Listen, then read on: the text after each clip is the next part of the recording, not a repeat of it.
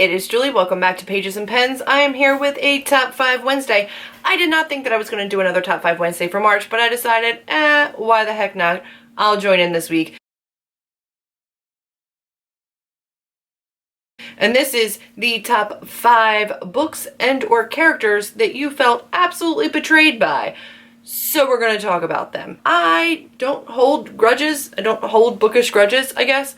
But there are a couple betrayals that stick out to me. In general, I like to read a book, enjoy it, and then move on to the next one. And I like to not forget about them, but I like to leave them where they belong so that I could go on happily about my way and read other books without like constantly thinking about other characters. So it's hard for me sometimes to compile these lists and remember which ones I felt uber betrayed by. But I have a couple, so we're gonna talk about them. Number 5, I don't know, we're gonna start from the bottom, work our way up. Who knows? Let's do that. I think we all know who, in this book, I feel completely betrayed by. If you've not read this book and you don't know the Harry Potter books and or movies, maybe don't watch this part until this book goes down.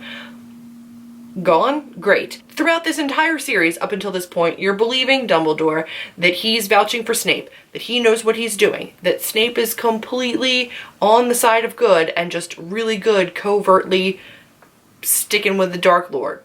But no. You get this book and Snape kills Dumbledore and I lost all sense of like, maybe he's trying to be good. Because up until this point, you're thinking, okay, Dumbledore keeps vouching for him, but he keeps torturing Harry. Like, he's probably not good. But you have this hope in the back of your head because Dumbledore said so, and Grandpa can't be wrong, until Grandpa's really wrong. And I was not okay with it. I was so angry. I was so angry because over and over and over again, we've been told it was okay to trust him. And then it's not, nothing's ever safe.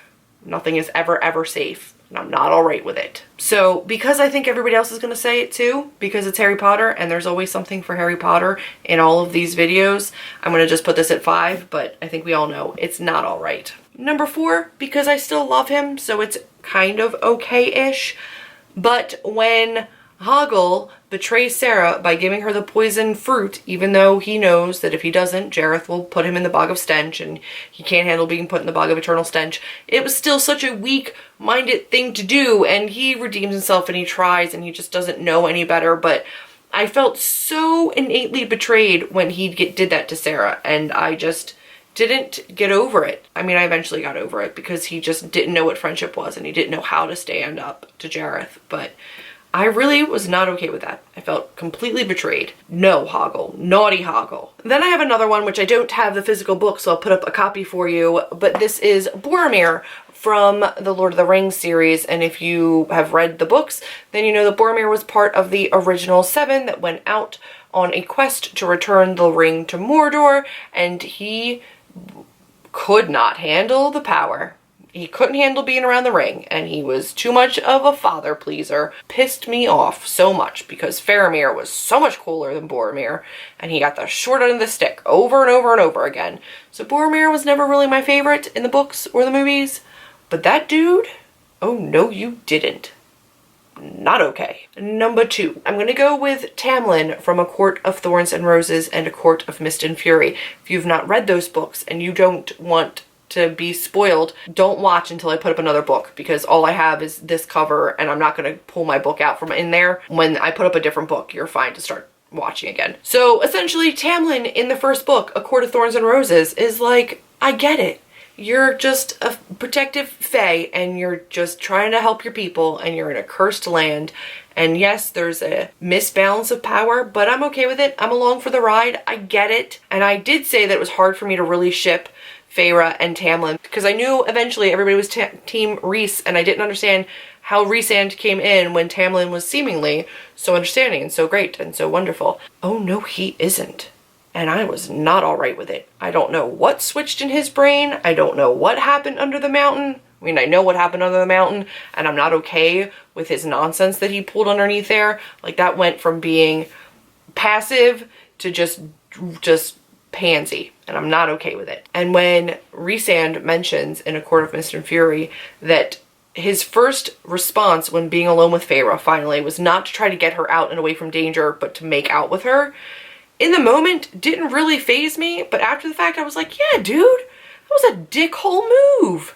Not cool. But his behavior after A Court of Thorns and Roses, in A Court of Mist and Fury, when he goes completely asshole alpha and locks her in and is completely disregarding her safety, her mental health, her well-being, her wishes, and thinking that he knows best and he's just going to do what he has to do, and ignores her telling him to let me go, I don't want to be around you, I can't. I got so angry at him and so betrayed by his switch of character, because I can't handle how much I loathe him now.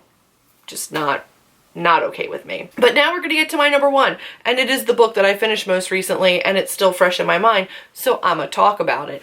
And that is The School for Good and Evil by Soman Chinani. I just finished this. I loved it. I loved it, loved it, loved it. I'm not putting up a Goodreads review on this until after the live show on the 18th. But oh my goodness, you guys. Sophie, from the first page, is just almost intolerable. And I understand that Sophie is intolerable for a reason. That she is supposed to be flawed. She's supposed to be written that way. It's supposed to be, you know, very clear that despite being good, she's clearly not good.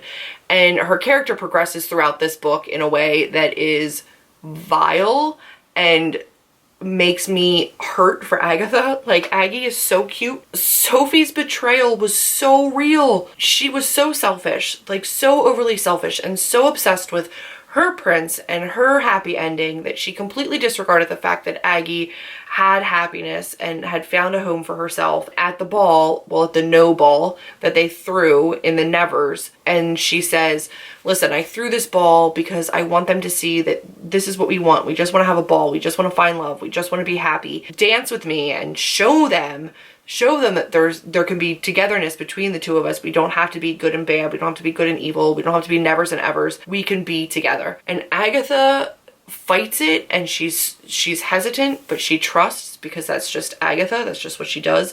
And then when Sophie stabs her in the back, oh my God, I got so angry. And I understand this book has a different ending. Like, that's not the end of the book, and I get it, but what? No, you didn't. You don't get to hurt Agatha that many times and get away with it. I'm not all right with it. Not okay with it. Sophie's betrayal of Agatha over and over and over again on multiple occasions in this book, just not okay with me. So that's been my 5 characters that just stab me in the back.